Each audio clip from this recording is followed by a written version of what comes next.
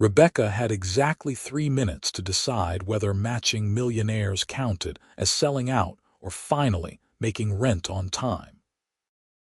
The email glowed on her laptop screen in the cramped corner office she shared with two other employees at Hartwell and Associates, a boutique matchmaking firm in downtown Chicago. Her boss, Margaret Hartwell, had forwarded it with a single line. "This could put us on the map. Handle it personally." The potential client was Winston Bradford, CEO of Bradford Industries, a manufacturing empire that had somehow pivoted into sustainable packaging and was now worth close to $2 billion. He wanted a matchmaker. More specifically, he wanted Rebecca's services after reading about her success rate in a Chicago Tribune article 3 months ago. Rebecca read the email again, her coffee going cold beside her keyboard. Winston Bradford had been clear about what he wanted. Someone genuine, intelligent, grounded. Someone who wouldn't care about his money. He acknowledged the irony of hiring an expensive matchmaking service to find someone who didn't care about money, but he claimed he was out of options. She hit reply and typed quickly, her fingers flying across the keys. Yes, she could help. They could meet Thursday at 2 o'clock at his office.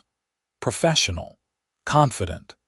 Exactly the tone that had helped her build a reputation in just 3 years in this business. Thursday arrived with freezing rain that made Michigan Avenue look like a river. Rebecca navigated the slick sidewalk in her most professional heels, clutching a leather portfolio that held her tablet and notes. Bradford Industries occupied 15 floors of a glass tower that reflected the gray sky. The lobby alone probably cost more than her entire apartment building. Security directed her to the 42nd floor.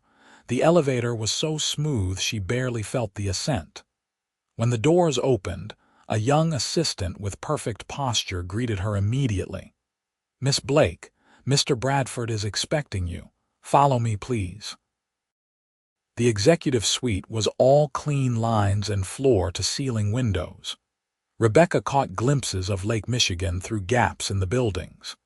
The assistant led her to a conference room where a man stood with his back to the door, hands in his pockets, looking out at the city.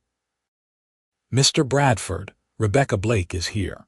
He turned, and Rebecca's first thought was that the photos online didn't do him justice. Winston Bradford was tall, probably 6'2", with dark hair that had just enough wave to keep it from looking too corporate. He wore a charcoal suit that fit him perfectly, but it was his eyes that caught her attention. Dark blue, almost gray, and currently studying her with the same intensity she imagined he used in board meetings. "Miss Blake, thank you for coming." His voice matched his appearance, deep and measured. He crossed the room and extended his hand. His handshake was firm but not aggressive. Rebecca smiled, falling into her professional mode easily. "Mr. Bradford, I appreciate you thinking of our firm. Please sit," he gestured to the conference table. "Can I get you anything? Coffee, water?" "I'm fine, thank you." They sat across from each other and Rebecca opened her portfolio, pulling out her tablet. "I read your initial inquiry carefully. You're looking for someone genuine, intelligent, and grounded. Someone who values substance over status." "Exactly." Winston leaned back in his chair, and for the first time, she saw a hint of something other than corporate confidence. Weariness, maybe. "I've been in 3 relationships in the past 5 years. Each one ended the same way." They were interested in Bradford Industries more than they were interested in me. That must be frustrating. It's exhausting. He ran a hand through his hair, messing up the perfect waves. "I'm 34 years old. I took over my father's company when I was 28 and spent the last 6 years building it into something I'm proud of. But somewhere along the way, I forgot how to meet people who see me as Winston, not as a bank account." Rebecca made notes on her tablet, but she was mostly watching his face. This was the part of her job she loved, the moment when clients dropped their guard and let her see the real person underneath. Tell me about your ideal partner, not the checklist version, the real one. Winston was quiet for a moment, his gaze drifting to the windows. Someone who challenges me, who has her own life, her own passions, someone who laughs easily, who doesn't need me to be anything other than myself. He looked back at her. Someone I can talk to at the end of a long day and actually feel less tired instead of more. Rebecca felt something shift in her chest, a recognition she couldn't quite name. She cleared her throat. Those are good goals. I think we can work with that. They spent the next hour going through her process. She explained how she vetted potential matches, how she prioritized compatibility over superficial factors, how she believed in quality over quantity. Winston listened intently, asking smart questions that showed he was taking this seriously. "I'll need you to fill out a comprehensive questionnaire," she said, pulling up the form on her tablet. "It's long, but it helps me understand what you're really looking for, and I'll need to spend some time with you in different settings." Winston raised an eyebrow. "Different settings? I can't match you effectively if I only see you in CEO mode. I need to see how you interact in casual environments, social situations. Maybe grab lunch or coffee a few times. It helps me understand your personality beyond the professional facade." "That makes sense." He pulled out his phone. "Let me check my calendar." They scheduled 3 meetings over the next 2 weeks. Coffee on Saturday morning, lunch the following Wednesday, and dinner on Friday. All casual, all designed to give Rebecca a better sense of who Winston Bradford really was beneath the suit and title. As she packed up her things, Winston walked her to the elevator. "Can I ask you something?" "Of course." "Why matchmaking? It seems like an unusual career choice for someone your age." He said it with genuine curiosity, not judgment. Rebecca pressed the elevator button. "I believe in love. Real love. The kind that changes your life. I watched my parents find it when they were in their 40s after my mom's first husband died. They had 10 years together before my dad had a heart attack, but those 10 years were magical. I wanted to help other people find that." The elevator arrived with a soft chime. Winston held the door. "That's a good reason. I think so." She stepped inside, turning to face him. "I'll see you Saturday, Mr. Bradford." "Winston," he corrected. "If we're having coffee, you should call me Winston." "Winston, then. See you Saturday."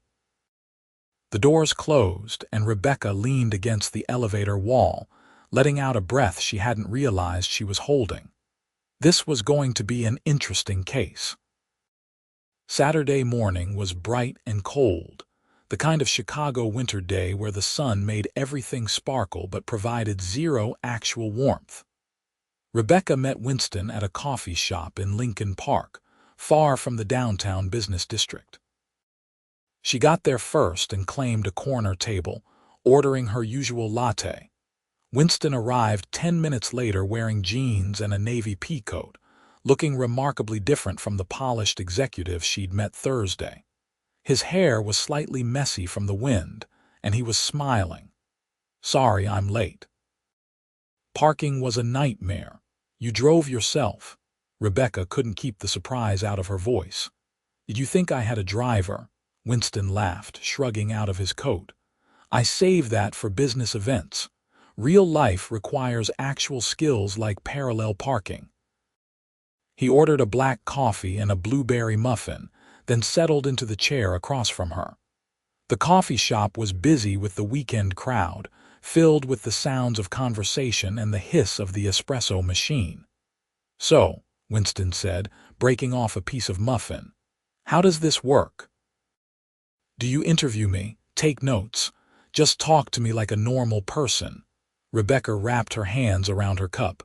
"Tell me about your week." They talked for over an hour.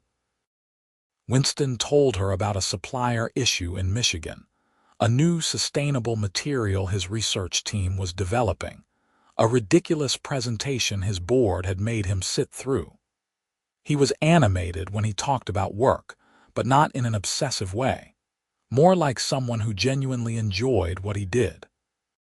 "What about you?" he asked, flagging down a server for a coffee refill. "What's your week look like right now? You're my main project. Margaret wants me focused on this full time." "That seems like a lot of pressure. I'm used to it," Rebecca smiled. "But I also have 3 other clients I'm maintaining matches for, making sure their relationships are progressing well.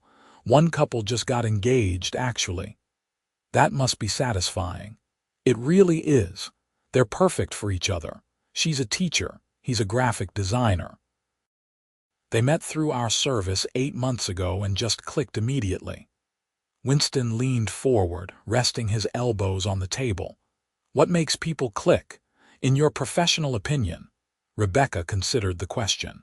"Timing, compatibility, willingness to be vulnerable. But also something indefinable. Chemistry, maybe. That thing where you feel comfortable with someone almost immediately." "Have you ever felt that?" The question caught her off guard. "We're supposed to be talking about you. Humor me." Rebecca took a sip of her latte, buying time. "Once. In college, it didn't work out." "Why not?" "He wanted to move to California for a startup job. I wanted to stay in Chicago near my family. We were 22 and thought geography was more important than what we had." She shrugged. "Young and stupid. Do you regret it?" "Sometimes. But it taught me a lot about what I want." She set her cup down. "Enough about me. Tell me about your hobbies. What do you do when you're not running an empire?" Winston laughed at the description. "I play basketball on Tuesday nights with some guys from college. I read a lot, mostly history and biographies. I run along the lakefront when the weather cooperates, and I'm embarrassingly into cooking shows, even though I can barely make pasta without burning it." "You like cooking shows but can't cook." "I appreciate the skill even if I don't have it." He grinned, and Rebecca noticed how it transformed his face, making him look younger and more carefree. "My housekeeper thinks it's hilarious. She leaves me recipes with encouraging notes." They talked until the coffee shop started filling with the lunch crowd.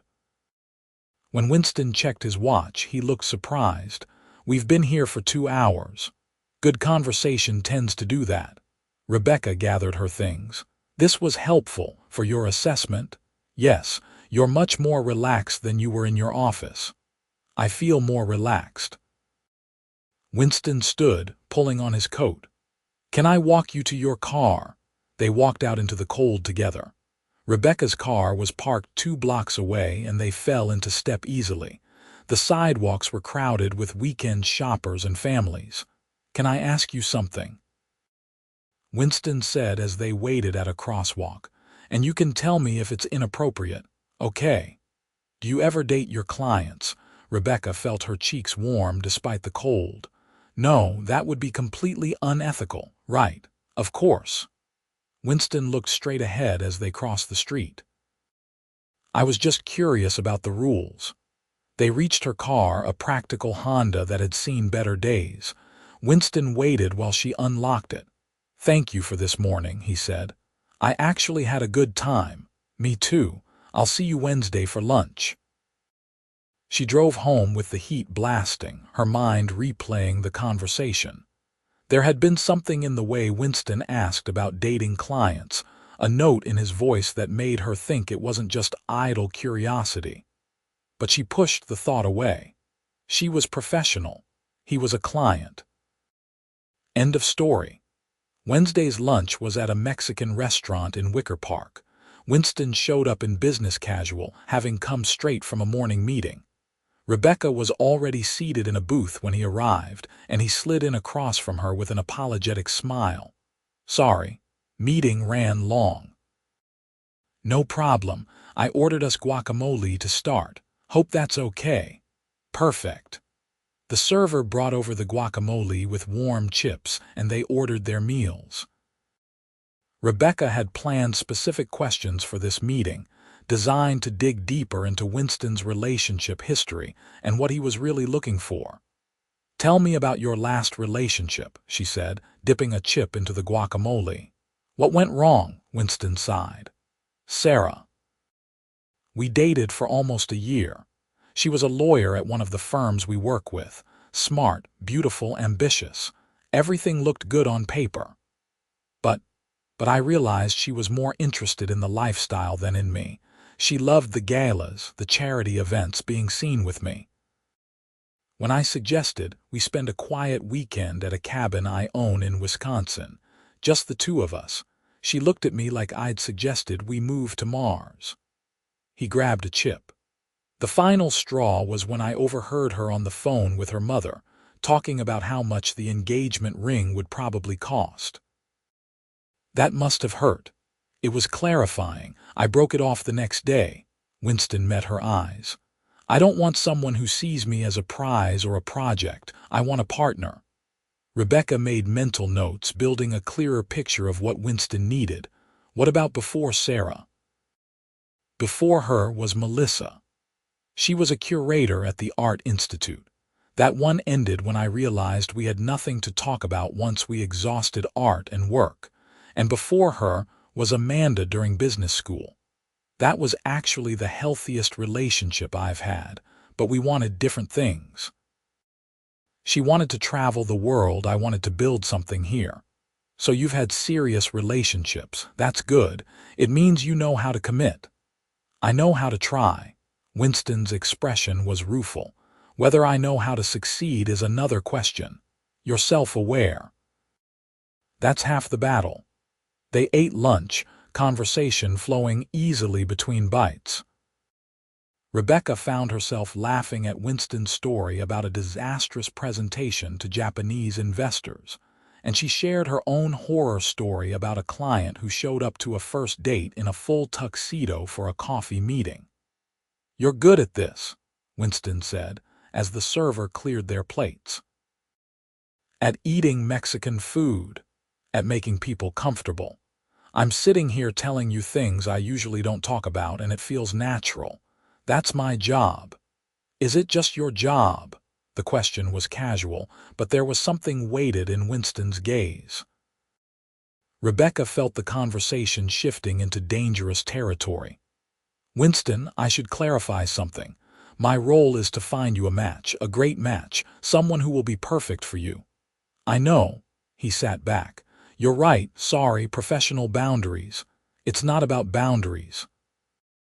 It's about me doing my job well." Rebecca pulled out her tablet, using it as a shield. "I actually have some potential matches I want to discuss with you."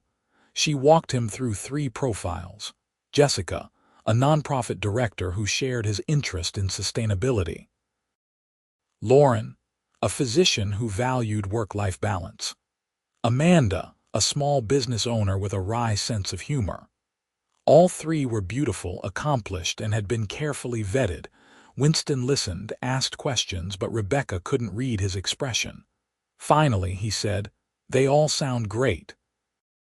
Who do you think I should meet first?" "Jessica, probably. You have the most in common on paper."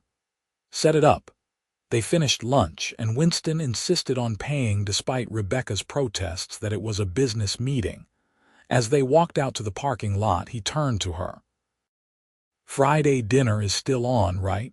For your assessment, if you still have time." "I'll make time." Winston pulled out his phone. "I'll have my assistant send you details about a restaurant somewhere nice. Consider it thanks for putting up with my soul searching." "You're not that bad," Rebecca said, surprising herself with her honesty. Winston smiled, that transformative grin that made her stomach do something complicated. "See you Friday, Rebecca." She watched him walk to his car, a sleek BMW that suited him. Then she sat in her Honda for a full 5 minutes, trying to figure out why her heart was beating faster than it should be. Back at the office, Margaret called her into her office. The founder of Hartwell and Associates was a formidable woman in her 60s with silver hair and sharp eyes that missed nothing. "How's it going with Bradford?" "Good. I'm setting up his first match for early next week. What's your assessment so far? Rebecca sat in the chair across from Margaret's desk. He's genuine. A little guarded, but that's understandable given his past relationships. He knows what he wants, even if he's not entirely sure how to find it. And you're maintaining professional boundaries. Margaret's tone was kind but firm. Of course. Rebecca, I've been doing this for 30 years. I can spot attraction from a mile away. I saw how you looked when you came back from that coffee meeting. Rebecca felt her defenses rise. I'm handling it. I'm not criticizing, I'm warning. Winston Bradford is handsome, wealthy, and apparently decent. That's a dangerous combination when you're spending this much time together. Margaret leaned forward. But he's a client. And your reputation, our firm's reputation, depends on you keeping that clear. I know, I am. Good. Because I also know you're the best matchmaker we have, and I don't want to lose you to something complicated. Rebecca left Margaret's office feeling unsettled. She was professional. She could handle this. She'd matched dozens of clients without ever feeling confused about her role. But none of those clients had been Winston Bradford. Friday night arrived with fresh snow falling over the city. Winston had made reservations at Alinea, one of Chicago's most prestigious restaurants.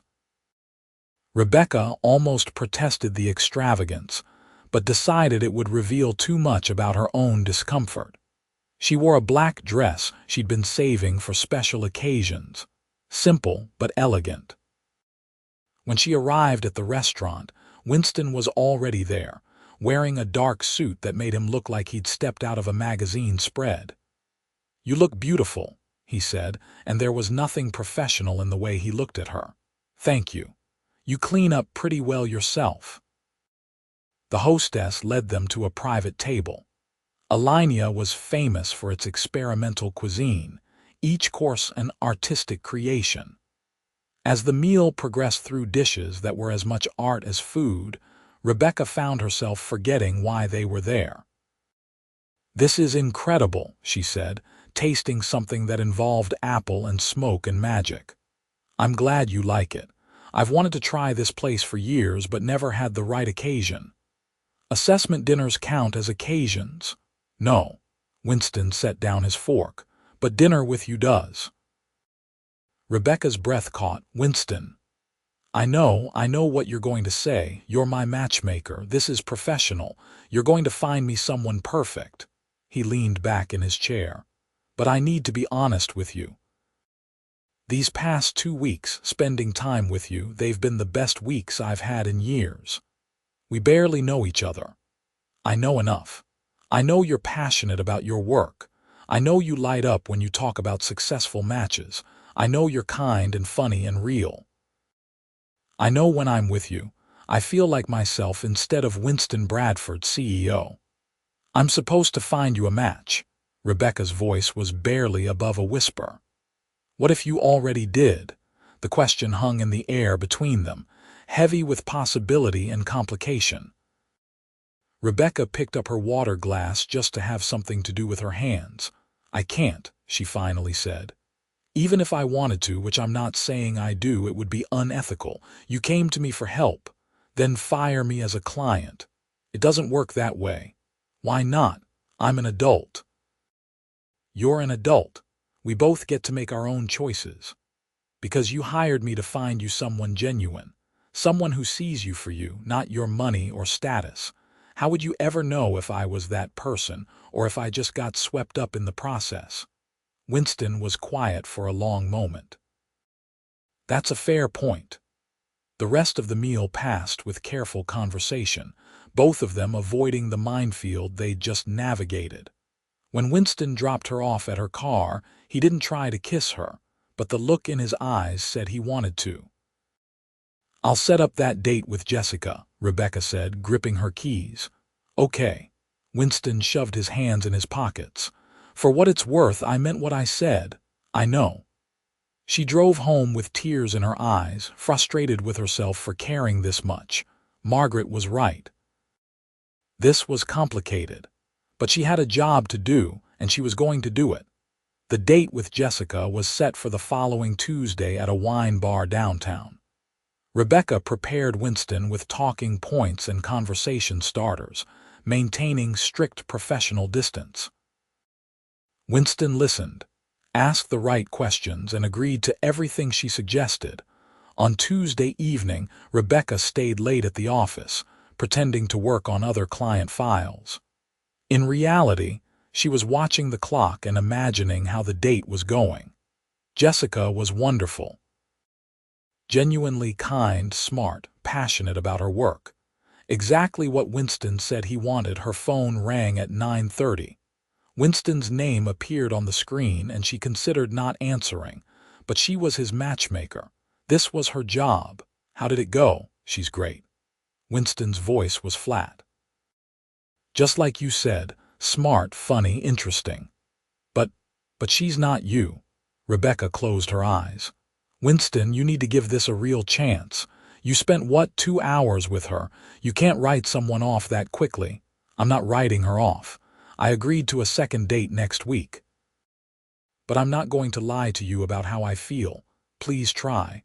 Really try for both of you. I will. He paused. Can I ask you something? What? Do you feel it too, this thing between us? Rebecca could have lied, should have lied. Instead, she said, it doesn't matter what I feel. I'm your matchmaker. You need to focus on Jessica. That's not an answer. It's the only answer I can give you. She hung up before he could respond, then sat in her dark office, staring at the Chicago skyline through her window. This was a mess. A professional, ethical, complicated mess. The next morning, Margaret called her in again. Jessica reached out to me directly. She wanted to give feedback on the date. Rebecca's stomach dropped. What did she say? She said Winston was charming and polite but distracted. She got the impression his mind was elsewhere. Margaret folded her hands on her desk. Rebecca, I need to ask you directly. Are you and Winston Bradford involved? No, absolutely not, but you want to be. Rebecca met her boss's eyes. What I want doesn't matter. I'm doing my job. Sometimes the right thing to do is refer a client to someone else. Let another matchmaker handle Winston. Remove yourself from the situation. You think I should quit? I think you should protect yourself and your career. And honestly, protect him too. If you're both fighting feelings for each other, you're not doing him any favors by trying to match him with someone else. Rebecca spent the rest of the day thinking about Margaret's words. By evening, she'd made a decision. She texted Winston, we need to talk. Can you meet me tomorrow morning? They met at the same coffee shop in Lincoln Park, where they'd had their first casual meeting. Winston arrived looking tired, like he hadn't slept much. I'm referring you to another matchmaker, Rebecca said without preamble. Natalie Thompson. She's excellent and will give you the attention you deserve. Winston stared at her. Why? Because I can't be objective anymore. Margaret is right. This is complicated and it's not fair to you or to the women I'm trying to match you with. So that's it. You're just walking away. I'm doing what's ethical. Ethics. Winston laughed, but there was no humor in it. You want to know what I think? I think you're scared. I think you feel something for me and it terrifies you, so you're hiding behind professional standards. That's not fair, isn't it? He leaned forward. Rebecca, I've been where you are. I've hidden behind work, behind responsibility, behind what I'm supposed to do instead of what I want, and it made me miserable. What do you want me to say? That I think about you constantly, that I replay our conversations in my head. That watching you go on dates with other women is killing me.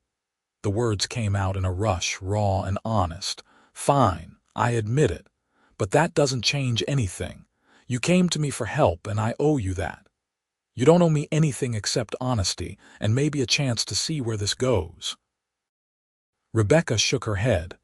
I can't, not like this. You need to finish the process with Natalie, go on more dates, really explore your options, and if, after all that, you still want to have this conversation, we can. How long? What? How long do I have to go through this process before you'll give us a chance? Rebecca thought about it. 3 months. Work with Natalie for 3 months. If you still haven't found someone and you still feel the same way, we can talk. 3 months is a long time. If what we have is real, it'll wait. Winston stood, and for a moment Rebecca thought he would argue. Instead, he said, "Okay, 3 months. But Rebecca, I'm not going to change my mind about you. Then you have nothing to lose." She watched him leave, feeling like she'd just made the best and worst decision of her life simultaneously. The next 3 months were the longest of Rebecca's life. She threw herself into work, successfully matching 2 new clients and helping 3 existing couples navigate relationship challenges. She avoided asking Margaret or Natalie about Winston's progress, though she was desperately curious. She dated a little herself, meeting men through friends and apps. A lawyer named Tom who was nice but boring. A teacher named Carlos who talked exclusively about himself. An architect named David who kissed like a fish. None of them were Winston. On a Friday afternoon in late spring, Margaret knocked on Rebecca's office door. Winston Bradford completed his contract with Natalie today. Rebecca looked up from her computer, her heart suddenly racing. Did he find someone? He went on 11 dates, 3 second dates, 1 third date. And according to Natalie, he was a perfect gentleman to all of them but never followed through on any potential relationships.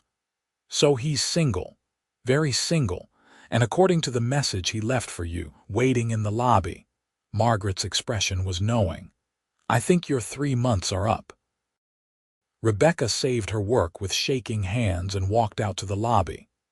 Winston was standing by the window, hands in his pockets, looking out at the street.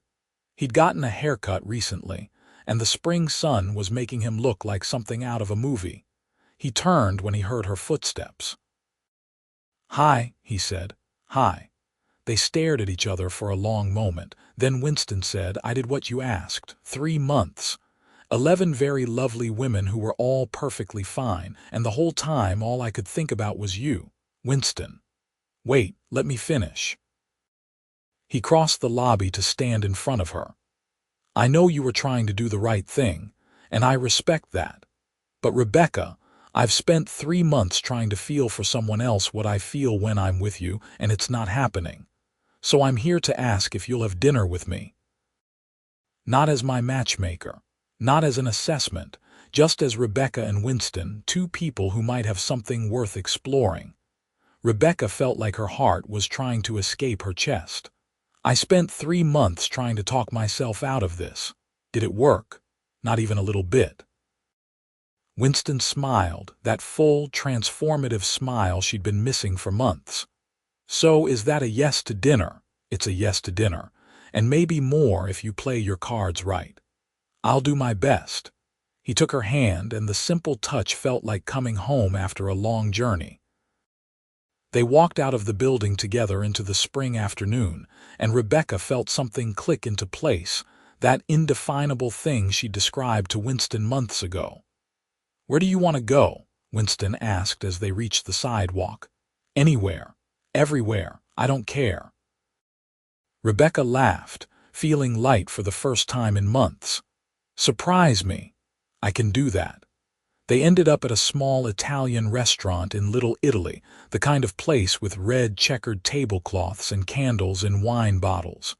It was the opposite of Alinea, casual and warm and perfect. "Tell me about your 3 months," Winston said after they'd ordered. "And don't leave anything out." Rebecca told him about her work, her disastrous dates, her struggle to focus on anything other than wondering what he was doing. Winston listened, holding her hand across the table, his thumb tracing patterns on her palm. "I went on those dates," Winston said when it was his turn, "and they were all nice. But the whole time I kept thinking about what you said. About chemistry and timing and that indefinable thing that makes people click. And none of them clicked. Not even one, not even a little bit. There was a marine biologist named Stephanie who was probably the closest. She was interesting and kind and shared a lot of my values. We went on 3 dates, but when I dropped her off after the third one and she clearly expected me to kiss her, all I could think was that she wasn't you. What did you do? I was honest. I told her I wasn't ready for a relationship, that I wasn't over someone. She appreciated the honesty. I'm sorry I put you through that. Don't be. You were right. I needed to know for sure that what I feel for you isn't just about proximity or timing or the thrill of the forbidden. And now I know it's real. The food arrived, steaming plates of pasta that smelled like heaven. They ate and talked, conversation flowing as easily as it had from their first coffee meeting. But this time, there was no professional distance, no ethical walls between them, just two people getting to know each other. After dinner, they walked along the Chicago River, watching the lights reflect on the water. The city was alive with springtime energy, people everywhere enjoying the warmer weather. I should tell you something, Winston said as they paused to lean against the railing. I've never felt this way about anyone, not even close, and it scares me a little. Why? Because I don't want to screw this up.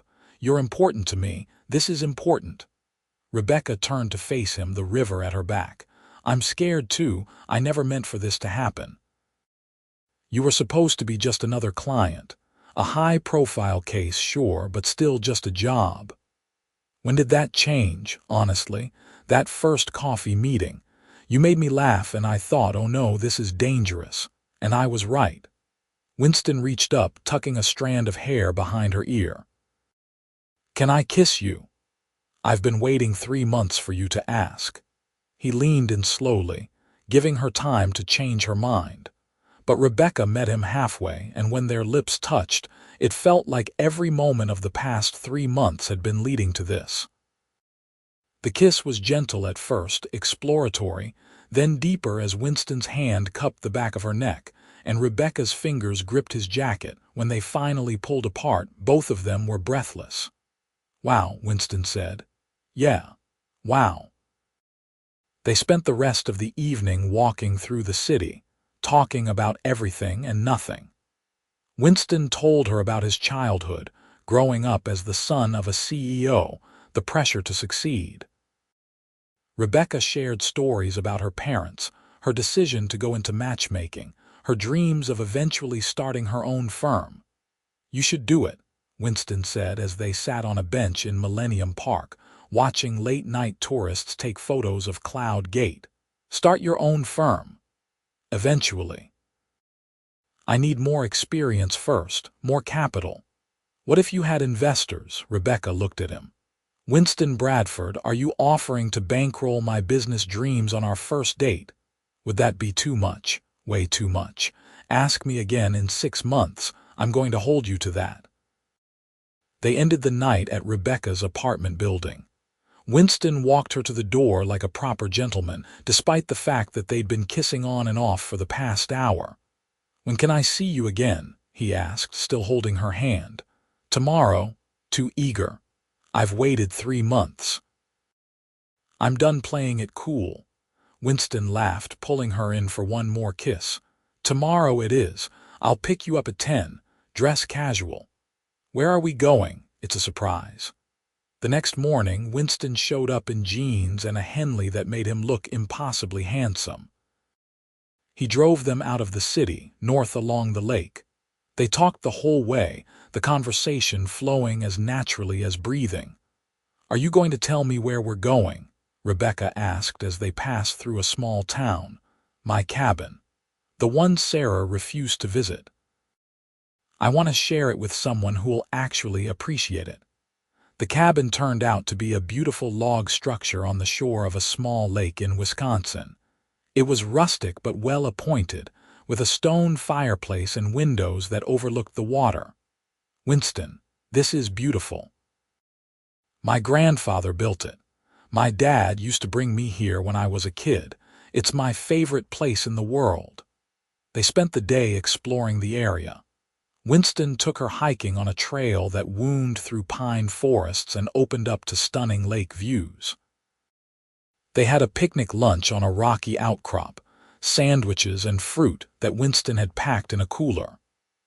In the afternoon, they took out a canoe and paddled around the lake, Rebecca laughing as Winston pretended to be a worse paddler than he was.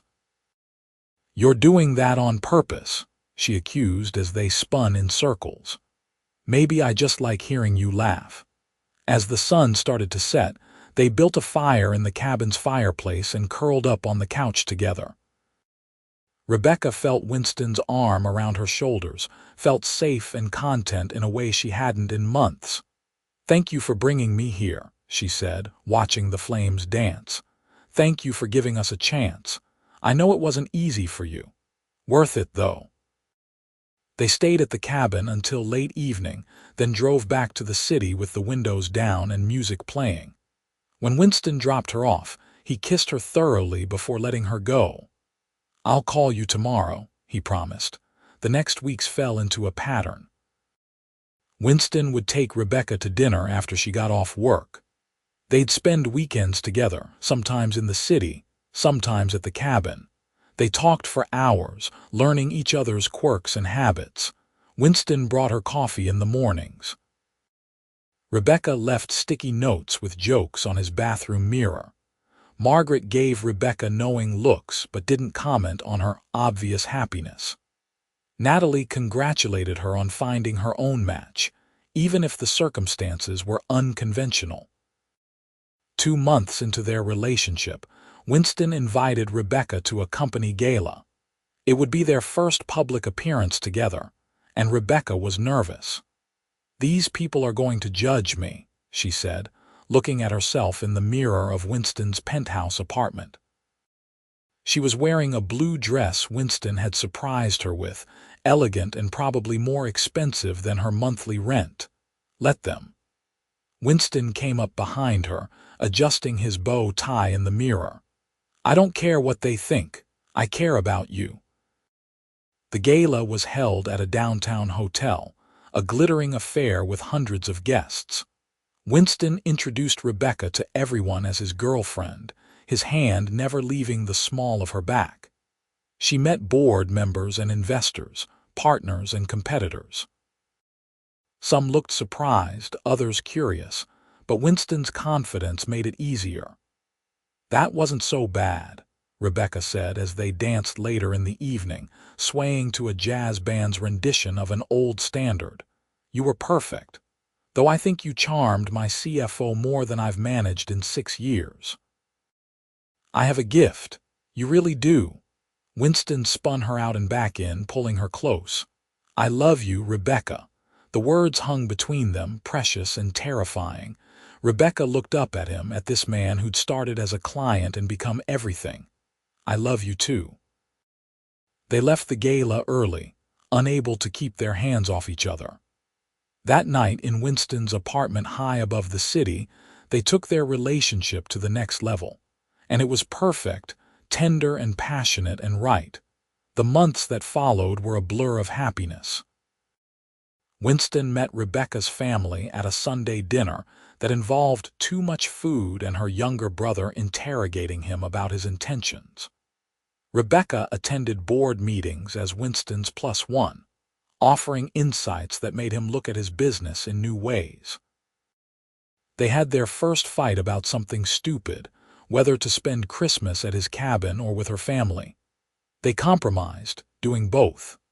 They learned how to navigate disagreements, how to communicate when things got hard, how to be partners. On a spring evening almost a year after they'd walked out of the Hartwell and Associates lobby together, Winston took Rebecca back to the Italian restaurant, where they'd had their first official date. "Why do I feel like something's happening?" Rebecca asked as the server led them to a private corner table. "Maybe because you're perceptive." Winston was smiling, that secretive smile that meant he was up to something. They ordered, and as they waited for their food, Winston reached across the table to take her hand. "Do you remember what you told me that first day in my office? When I asked why you became a matchmaker, I told you about my parents, about believing in real love. You said you wanted to help people find love that changes their life. Well, you did that. You changed mine. Rebecca felt tears prick her eyes. Winston. He stood up, and Rebecca realized what was happening a half-second before he dropped to one knee beside their table. The restaurant went quiet around them. Rebecca Blake, you drove me crazy for 3 months.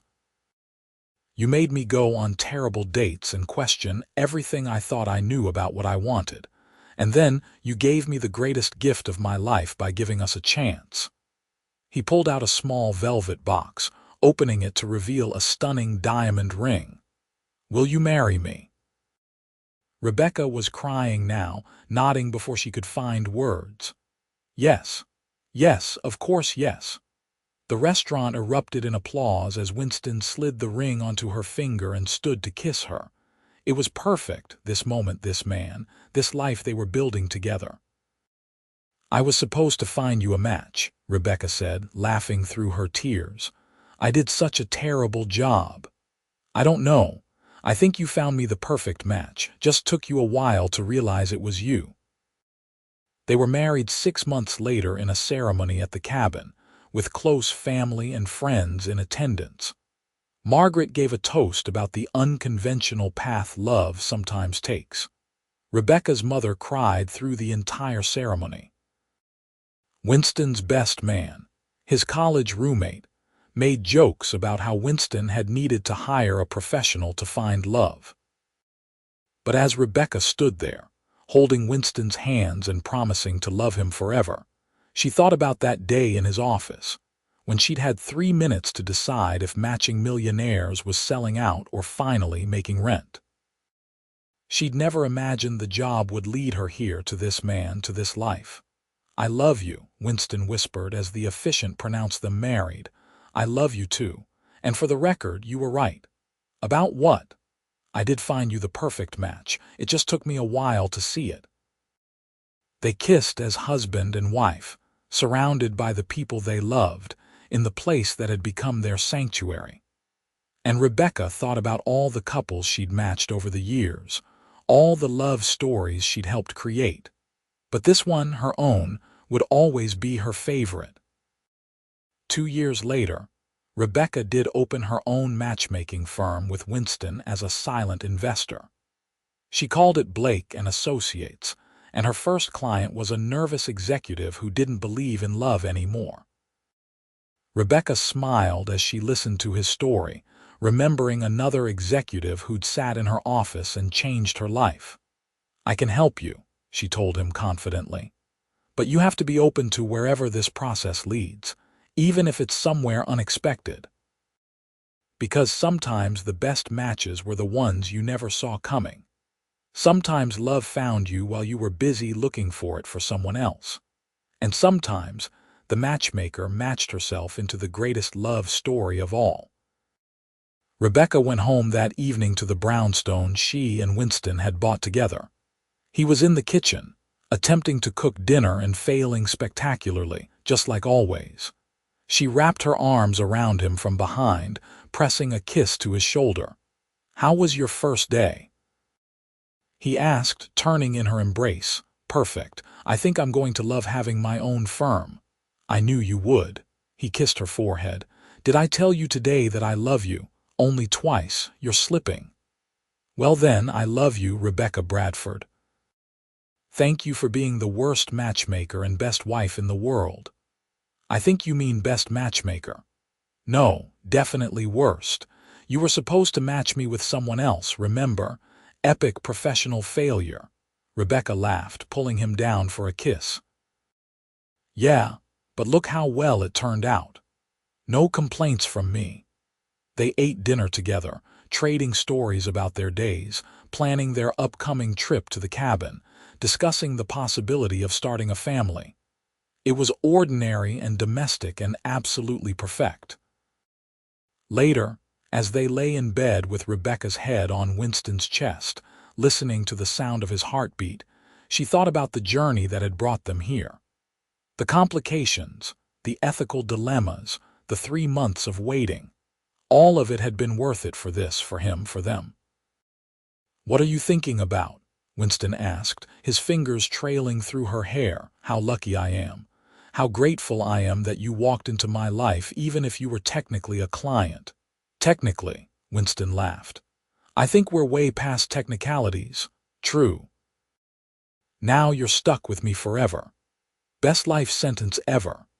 Rebecca fell asleep smiling, wrapped in the arms of the man she'd been hired to match but ended up loving instead. She'd spent her career believing in love, helping others find it, and somewhere along the way, love had found her. And it turned out that all her beliefs about real love, the kind that changes your life, had been absolutely right. She just never expected to find it while looking the other way, never expected her greatest success story to be her own. But that was the thing about love. It didn't follow rules or timelines or professional boundaries. It showed up when you least expected it, sometimes in the form of a CEO looking for a match, sometimes while you were busy trying to match him with someone else. Rebecca had found her calling in helping people find love. But her greatest achievement was recognizing it when it found her, even when it came wrapped in complications and ethical quandaries. Sometimes the matchmaker needed matching too. Sometimes the person searching for love was standing right in front of you all along. And sometimes, just sometimes, the love story you were meant to write was your own. 6 months after opening her firm, Rebecca discovered she was pregnant. Winston cried when she told him, holding her close and whispering promises to their unborn child. They converted one of the bedrooms in their brownstone into a nursery, painting it a soft yellow that caught the morning light. "Boy or girl?" Winston asked as they stood in the finished nursery, his arms around her growing belly. "Does it matter?" "Not even a little bit. As long as they're healthy and they have your smile. And your eyes. Deal." Their daughter, Emma, was born on a snowy December morning. She had Winston's dark hair and Rebecca's smile, and from the moment they held her, both of them were completely lost to love all over again. "She's perfect," Rebecca whispered in the hospital room, watching Winston hold their daughter with a mixture of confidence and terror that made her heart swell, just like her mother. Winston looked up, his eyes shining with unshed tears. "Thank you. For this, for everything, for giving me a family I never thought I'd have. Thank you for being stubborn enough to wait 3 months for me. I'd have waited 30 years. Rebecca believed him. That was the thing about the love they'd found. It was patient and persistent, and real in a way that defied all the algorithms and compatibility tests she used in her work. Sometimes love was just two people deciding, over and over again, to choose each other. As Emma grew, the brownstone filled with laughter and toys and the beautiful chaos of family life. Winston scaled back his hours at Bradford Industries, wanting to be present for the moments that mattered. Rebecca ran her firm part-time, working from home when she could, finding balance in a way that felt sustainable and right. They went to the cabin every summer, teaching Emma to swim in the lake and roast marshmallows over the fire. They hosted Sunday dinners with Rebecca's family, her mother doting on Emma while her brother argued with Winston about sports. They built a life that was rich in all the ways that mattered, full of love and laughter and ordinary magic. On their 5th anniversary, Winston took Rebecca back to Alinea, the restaurant where he'd first told her how he felt. 5 years, he said, raising his glass of wine. And you still haven't gotten sick of me. Give it time, Rebecca teased, though they both knew she never would. 5 years and 2 months, maybe. I'll mark my calendar. Winston reached across the table, taking her hand. The gesture was familiar now, comfortable, but it still sent warmth through her chest. Do you ever regret how we started? The complications? Rebecca thought about it, really considered the question. No, Because those complications taught us both something important. They taught me that love doesn't always follow the rules, and they taught you that the best things are worth waiting for. Wise words from the woman who made me go on 11 terrible dates. They weren't all terrible. Stephanie seemed nice. She was nice, but she wasn't you. None of them were. Winston squeezed her hand. Thank you for being my matchmaker, my wife, my partner, my best friend. Thank you for Emma. Thank you for this life. Thank you for being stubborn, for not giving up on us even when I was trying to do the right thing. Sometimes the right thing and the easy thing aren't the same. They finished dinner and walked through downtown Chicago, the same streets they'd walked 5 years ago when everything was new and uncertain. Now, those streets were familiar, the city their home in a deeper way. They'd built a life here, raised a daughter, created something lasting and beautiful. Do you ever think about that first meeting in my office? Winston asked as they paused to look at the Chicago River, the lights reflecting on the dark water, all the time. I remember thinking you were trouble. I was trouble, the best kind. Rebecca leaned into him, his arm coming around her shoulders automatically. You know what I realized? I spent years helping people find love, believing I knew exactly what it looked like. And then you walked in and turned everything upside down. You taught me that love is messier and more complicated and infinitely better than any algorithm or compatibility test. Is this you admitting I was right? Don't push it. They went home to relieve the babysitter and check on Emma, who was sleeping peacefully in her room, surrounded by stuffed animals and picture books. Winston stood in the doorway, watching their daughter sleep with an expression of such profound love that Rebecca had to blink back tears. I never knew I could love someone this much, he whispered. Her, you, this life we've built, it's everything. I know, me too. They left Emma's door cracked open and retreated to their own room. As they got ready for bed, moving around each other with the practiced ease of long partnership, Rebecca thought about the journey that had brought them here. From that first email to this moment, from client and matchmaker to husband and wife, from two individuals to a family. I was thinking, Winston said as they climbed into bed, maybe it's time for Emma to have a sibling. Rebecca turned to look at him, surprised and delighted. Yeah, if you want to, no pressure, I want to. She moved closer, resting her head on his shoulder. I want everything with you. You already have it, but I'm happy to expand the collection. They fell asleep tangled together, dreaming of the future they were building one day at a time. And in the morning they woke up and did it all again, the ordinary miracle of loving and being loved. Rebecca never stopped running her matchmaking firm, never stopped believing in love or helping others find it. But every couple she matched, every success story she helped create, reminded her of her own unlikely love story.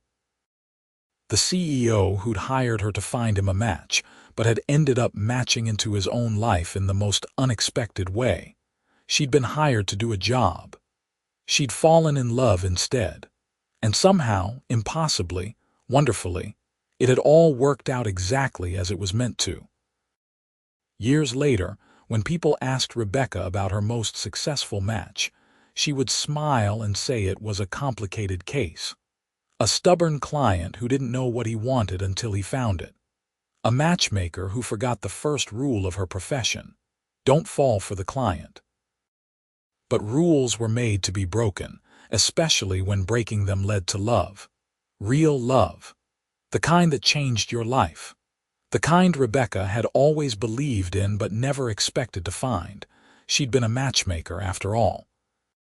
She'd spent her career watching other people fall in love, helping them find their perfect match. She'd never imagined she was searching for her own match all along. Never dreamed that the person who walked into her office asking for help would end up being the answer to questions she hadn't known to ask. But that was the beautiful, unpredictable nature of love. It found you when you weren't looking. It showed up in the middle of your carefully planned life and rearranged everything. And if you were brave enough to say yes, to take the risk, to wait 3 months or 3 years or however long it took, love transformed everything it touched. Rebecca had helped create dozens of love stories over the years, but her favorite would always be her own. The one where she matched a CEO into his own life, and in doing so, matched herself into a love story better than anything she could have planned. It was messy and complicated and absolutely perfect, just like real love always was. And every morning when she woke up next to Winston, when she heard Emma laughing in the next room, when she went to work helping other people find what she'd found, Rebecca was grateful for every choice that had led her here. Grateful for the CEO who'd walked into her office. Grateful for the 3 months that had taught them both about patience. Grateful for love that didn't follow rules or timelines but showed up anyway, persistent and true.